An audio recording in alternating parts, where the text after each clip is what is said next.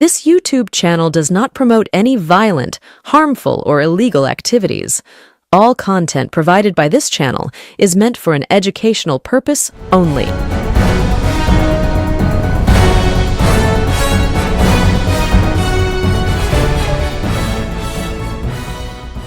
নমস্কার, আপনারা দেখছেন বঙ্গচক্র ইউটিউব চ্যানেল। আমি প্রতিবেদক সায়ন্তন চক্রবর্তী। প্রথমেই বিরোধী দলনেতা, রাজ্যের বিরোধী দলনেতা, তৃণমূল থেকে পাল্টি খেয়ে যিনি বিজেপিতে গিয়েছেন এবং সারা দিন উদয় অস্ত ঘুম থেকে উঠে থেকে শুরু করে ঘুমোতে যাওয়া পর্যন্ত মমতা বন্দ্যোপাধ্যায়, অভিষেক বন্দ্যোপাধ্যায়কে যিনি কুৎসা করতে পছন্দ করছেন, এই মুহূর্তে সেই শুভেন্দু অধিকারীর একটা বক্তব্য শুনবো।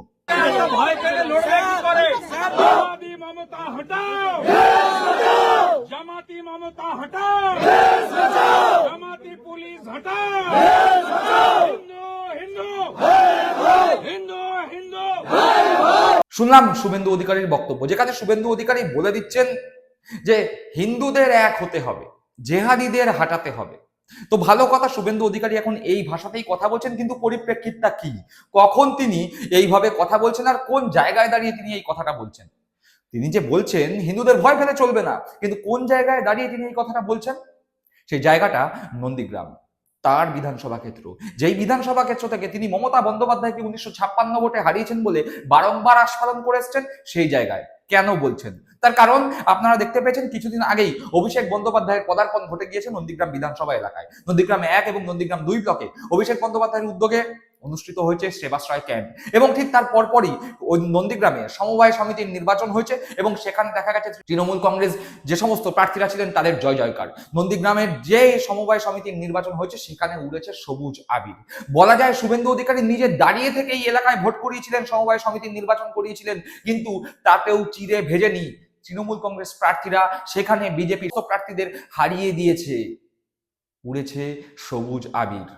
তাই প্রমাদ গুনছেন শুভেন্দু অধিকারী, নিজে দাঁড়িয়ে থেকে যেখানে ভোট করালেন তারপরেও তৃণমূল কংগ্রেস জিতে গেল, এর পরাজয় যেন শুভেন্দু অধিকারী মেনে নিতে পারছেন না। আর সব থেকে বড় ধাক্কা তার লেগেছে, তার কারণ যেই সমবায় সমিতিতে নির্বাচন হয়েছে সেখানে সংখ্যাগরিষ্ঠ ভোটাররাই ছিল হিন্দু, এবং এই জায়গায় দাঁড়িয়ে ভোট পরবর্তী সময় নন্দীগ্রামে যে ঝামেলা গন্ডগোলের কথা সামনে এসছে, দেখা গেছে যে দুই পক্ষের মারামারির কারণে বেশ কিছু লোক আহত হয়েছে। তার মধ্যে বিজেপি সমর্থকদের সামনে গিয়ে শুভেন্দু অধিকারী বলেছেন হিন্দুদের ভয় পেলে চলবে না, এক হয়ে থাকতে হবে। তিনি আরো নিদান দিয়েছেন। তিনি কি নিদান দিয়েছেন?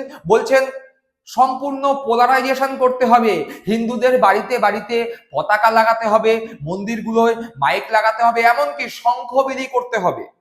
এইভাবে তিনি হিন্দুদের এক করবার নিদান দিচ্ছেন। তার কারণ মাত্র 5,000 ভোটই খেলা ঘুরিয়ে দেবে। এবার সেটা 5,000 না আসলে 2,500 সেই বিষয়ে আসছি, কিন্তু আগে শুভেন্দু অধিকারী সেই বক্তব্যটা শুনবো। সব হিন্দু ঘরে ধ্বজ লাগাতে হবে, আর সকালে সব হিন্দু ঘরে ধ্বজ উঠবে, একদম সেপারেট করে দাও এখানকার এই সব জেহাদি মৌলবাদীদের সাথে আমাদের হিন্দুদের। আর সব মন্দিরে মাইক টাঙাও এবং হর্ন দাও গোটা গ্রামে, ঠিক আছে, 10 প্রত্যেক শাঁখ বিতরণ করো।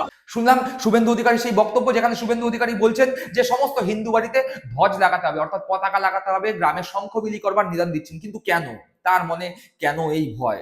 তার কারণ শুভেন্দু অধিকারী 2021 সালে বিধানসভা নির্বাচনে এই নন্দীগ্রাম থেকে জয়লাভ করেছিলেন। সে যেভাবেই হোক না কেন তিনি জয়ী হয়েছিলেন, বিধায়ক হিসাবে তার নামই লেখা রয়েছে নন্দীগ্রাম বিধানসভায়। কিন্তু নন্দীগ্রাম বিধানসভায় তাকে বিগত 5 বছরে সে অর্থে দেখা যায়নি। কিন্তু বিগত 3-4 মাসে ঘটনা একটু অন্যরকম। এই নন্দীগ্রাম বিধানসভায় প্রায় ঘাটি গেড়ে পড়ে আছে শুভেন্দু অধিকারী। মাসে 20 থেকে 25 দিন শুভেন্দু অধিকারীকে এই নন্দীগ্রামেই থাকতে দেখা যাচ্ছে। রাতের অন্ধকারে শুভেন্দু অধিকারী সিকিউরিটি ছাড়া গাড়ি নিয়ে বিভিন্ন তৃণমূল কংগ্রেস নেতাদের কাছে যাচ্ছেন, বলছেন যে আমাকে সাহায্য করো, কিন্তু দরজা বন্ধ। আবার বেশ কিছু আদি বিক্ষুব্ধ বিজেপি নেতাকর্মীদের বাড়িতেও তাকে নাকি ঘুরতে দেখা যাচ্ছে বলে স্থানীয় এলাকার খবর। মানভঞ্জন করবার চেষ্টা করছেন, কিন্তু সেই চেষ্টাও ব্যর্থ হচ্ছে বলে খবর। এবং এই দুয়েরই প্রতিফলন দেখা গেল সমবায় সমিতির নির্বাচনে। আর শুভেন্দু অধিকারী কেন বলছেন যে হিন্দু মুসলিম পুরোপুরি পোলারাইজেশন করতে তিনি চাইছেন, হিন্দু বাড়িতে পতাকা লাগিয়ে সম্পূর্ণভাবে মার্কিং করতে চাইছেন কারা কারা হিন্দু?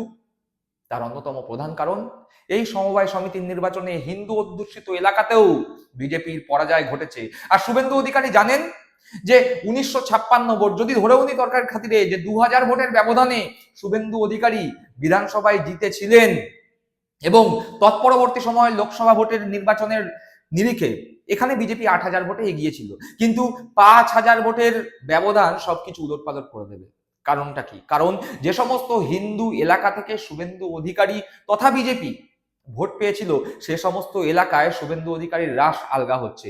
বিগত 1-1.5 মাস জুড়ে হিন্দু এলাকা থেকে একাধিক পরিবার এবং তাদের সদস্যরা তৃণমূল কংগ্রেসে যোগদান করেছে বিজেপির বুথ স্তরের অনেক নেতারাও, এমনকি বিজেপির পঞ্চায়েত সমিতির অনেক মেম্বারও এই নন্দীগ্রাম এলাকায় তৃণমূল কংগ্রেসে যোগদান করেছেন। ফলে শুভেন্দু অধিকারী সিঁদুরে মেঘ দেখছে। আর সেই কারণে শুভেন্দু অধিকারী যখন এই সমবায় সমিতি নির্বাচনে বিজেপির পরাজয়ের পরে যে সমস্ত বিজেপির কর্মীরা দুই পক্ষের গন্ডগোলের কারণে আহত হয়েছেন সেখানে গেছেন, গিয়ে হিন্দুদের এক ঐক্যবদ্ধ থাকার বার্তা দিচ্ছেন, তখন এক মহিলা শুভেন্দু অধিকারীর আসল রূপটিকে বেয়াব্বু করে দিয়েছে। তিনি বলছেন যে দাদা আমাদের রাস্তাটা একটু দেখে দিন, এই রাস্তা দিয়ে তো হাঁটাই যায় না, বর্ষাকালে কাদা হয়, আমরা হাঁটবো কি করে? শুভেন্দু অধিকারী বলছেন আরে দাঁড়ান তো, রাস্তা পরে হবে, আগে বাঁচুন। সব হিন্দু ঘরে ধ্বজ লাগাতে হবে। আমাদের ওই রাস্তাটা একটু দেখে দেবেন, আমাদের ওই রাস্তাটা একটু দেখে দেবেন। আমরা বর্ষায় বেরোতে পারি না, আমরা বর্ষায় বেরোতে পারি না। আগে ভাই বাঁচো, বেঁচে থাকলে রাস্তা। আগে ভাই বাঁচো, বেঁচে থাকলে রাস্তা। আগে ভাই বাঁচো, বেঁচে থাকলে রাস্তা। অর্থাৎ নন্দীগ্রামের মানুষের প্রতিদিনকার প্রয়োজনীয় গুরুত্বপূর্ণ জিনিস বিগত 5 বছরে শুভেন্দু অধিকারী করে দেননি। কোন রকম উন্নয়নের কাজ বিধায়ক হিসেবে শুভেন্দু অধিকারী নন্দীগ্রামে করেননি। আর তিনি একজন দুধের রাজনীতিবিদ হিসাবে সেই ললাট লিখন পড়ে ফেলেছেন। তিনি বুঝতে পারছেন নন্দীগ্রামের এলাকার মানুষজন খুব একটা সন্তুষ্ট নয় বিধায়ক শুভেন্দু অধিকারীর উপর, তা মুসলিম হোক বা হিন্দু। ফলে রাস্তাঘাট, পানীয় জল, আলো কোনো কিছুই তিনি বিধায়ক হিসাবে যে করে দিতে পারেননি তিনি হাড়ে হাড়ে বুঝতে পারছেন। এবং মানুষজন যখন সেই বিষয়ে প্রশ্ন করছে তখন তিনি ওই ধর্মীয় মেরুকরণের রাজনীতির তাস খেলছেন, কিন্তু আর চিরে ভিজছে না। এবং সেই কারণেই শুভেন্দু অধিকারী এখন 100% পোলারাইজেশনের পথে হাঁটছেন, কিন্তু সেই পথে হেঁটেও কোনো লাভ নেই।